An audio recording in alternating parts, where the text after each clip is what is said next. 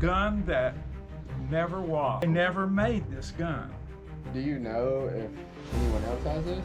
Apparently this gun was never officially produced. Never released. I would buy one, and I would own one. Yeah. But I can't, because it was never made.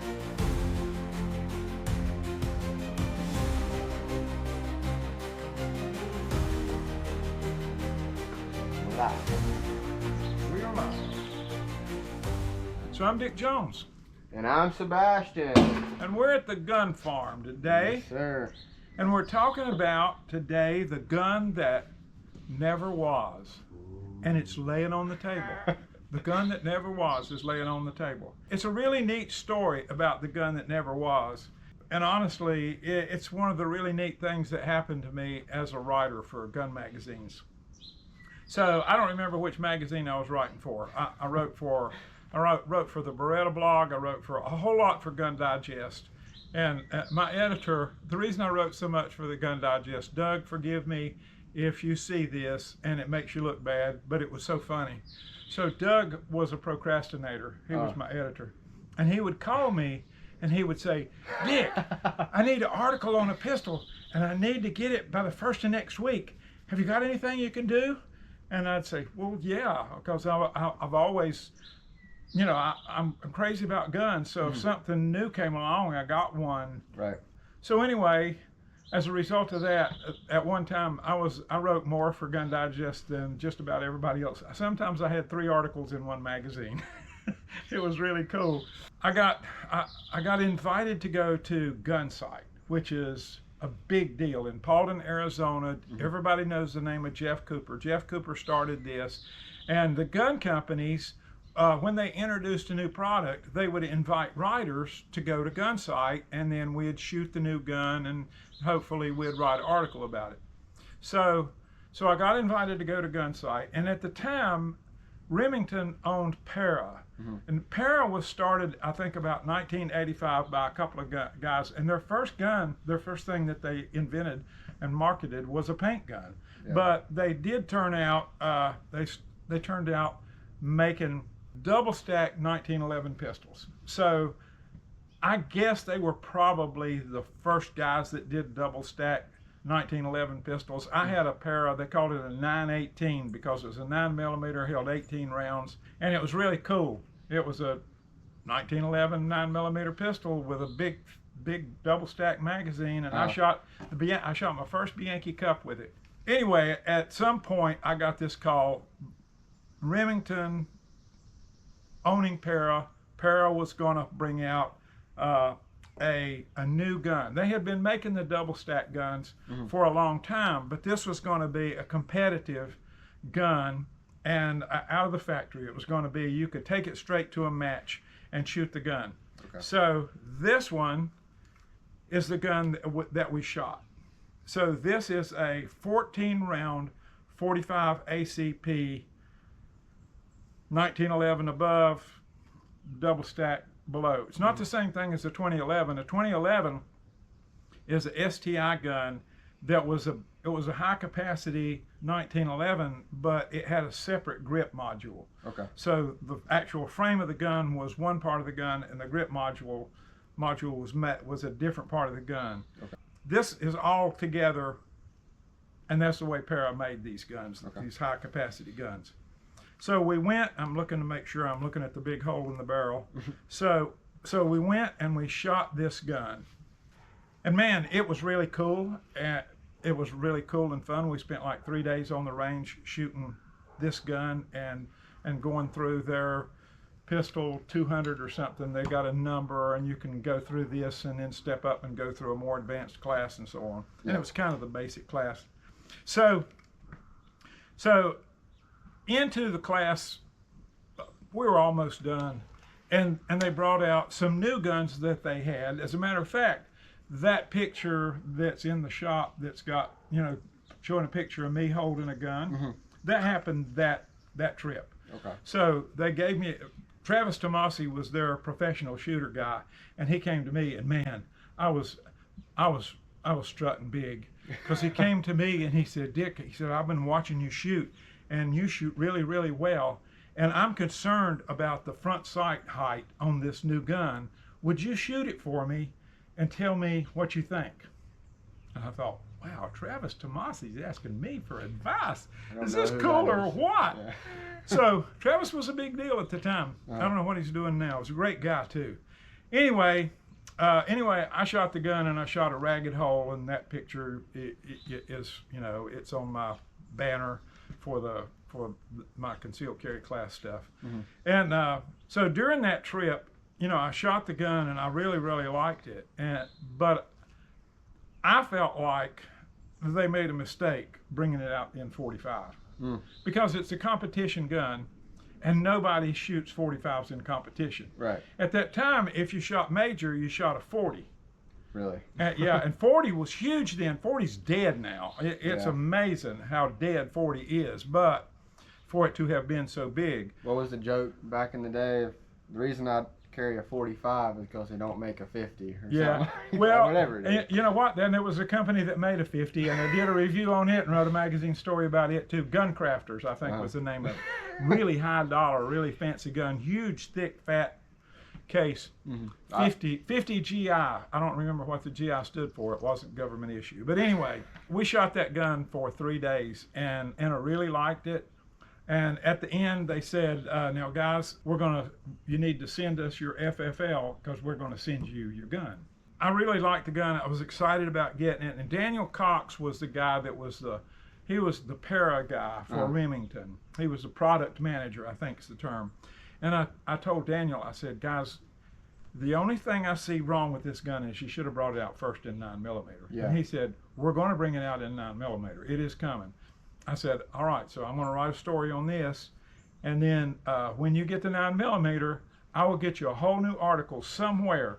Send me one, because I thought, man, it'd be a great gun to have. I wanted one in 9. Yeah. So I got home, and about 3 or 4 weeks later, you know, something like that, I get an email from Remington, and Remington says they're going to end the para line. And they're going to build Remington guns, which made sense because Remington made guns for World War II and maybe World War I.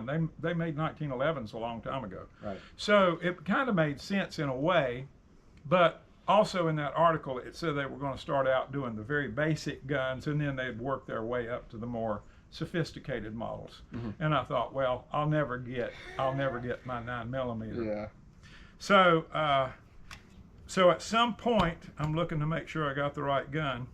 If I look at them, I can tell the difference though, because see how the extended safety is worn off on this one, because I shot this gun for 3 days. Yeah.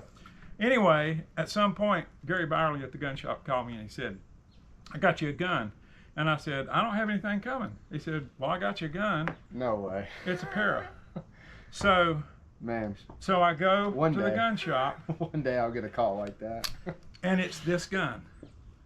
So they never made this gun. So the deal is that they made some prototypes. Yeah. And usually the gun companies make like 25 prototypes or something like that. Maybe this gun could have been one of those prototypes, but it went into production. Right. It was in production when we did the story. Right. So anyway, they make prototypes, and this gun is one of the prototypes. And I've seen Daniel since then. I don't know if I asked him anything specific about it, but do you know if anyone else has this, or somebody else has one? I'm going to guess there's probably 25 of them, and probably Daniel's got one, and Travis has got one, and those guys. But I got one too. Right, obviously. Yeah. But if you're watching this video and you happen to have one, let us know. Oh yeah, absolutely. If you know somebody that's got one, because the standard gun, this gun had some really neat features. It had a ramped barrel, and they did, you know, big extended safety, and really good trigger and good sights and all that stuff. I don't remember all the sales points that they gave us about the gun. I'm sure I could look up the original article, and it'd be neat if I should look it up, and maybe we can put it on the YouTube channel so people could find it or something like that. Yeah. But it was really neat, and what was really extremely neat about it was that I got one, and I just thought it was really cool. I just thought, wow, it's really cool to get something like that not everybody has. So I figured what we would do is, let you shoot it some, right? Yeah. I will never decline that offer, Mr. Dick Jones. I know. You like shooting? I do too. I don't like it. I love it. Yeah. It's a little different. It's great. All right. So we have the, is it Firearms? Para. Mm-hmm. All right. And at that time, Para belonged to Remington. Right. Remington had bought Para, but they were still making guns with a Para name. Okay. So this is a Para 1911, chambered in 9mm. Apparently this gun was never officially produced. Never released. Never released. So? But don't know how many of them they made. We just know that it was never released. So maybe some of the big dealers might have got one. Yeah. Maybe some people that worked at Remington and Para got one. I'm sure Daniel got one. Mm-hmm. But I mean, it was never officially released. Sweet. Well, I guess my initial impression before my first shots, the ergonomics of it are pretty awesome. I'm not too familiar with the 1911 platform, but actually my first time shooting one was when we did the 22 video. Okay. I'm gonna try to run some plates with it, and I guess give a reaction.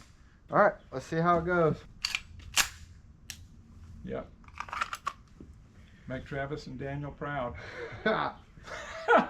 Sorry, Travis and Daniel. All right, here we go.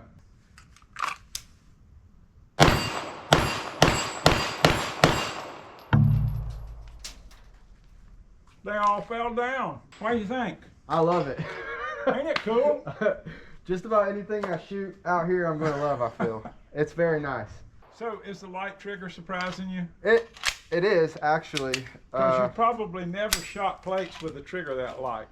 Because everything you've done is a striker fire trigger. Yeah. Well, let's just talk about it, I guess, a little bit. Weapons clear. No ammunition on the table. Both these weapons are clear. What I think about it, it's awesome. And I want one. This is my first time actually shooting a 9mm 1911. And the way that they shoot compared to what I'm normally shooting, my Canic TTI Combat, like I don't know how old this gun is, but my gun is a new generation firearm, and this one shoots as good, if not better, than mine. So Daniel Cox, if you see this, thanks. And Travis, thanks for the vote of confidence about shooting that other gun. And thanks to Mike Barham for the holsters. And Mike would come and shoot with us. Yeah. He was a lot of fun. He was one of our favorite people to meet up with at SHOT Show every year. Right. It's a great thing, and I still see stuff that he's doing. He's doing wrote a book, done some cool stuff.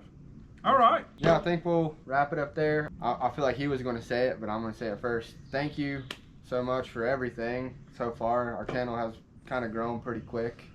It's not huge, but we're seeing a steady increase of views and subscriptions, and it kind of motivates us to keep going, and it's cool. Yeah.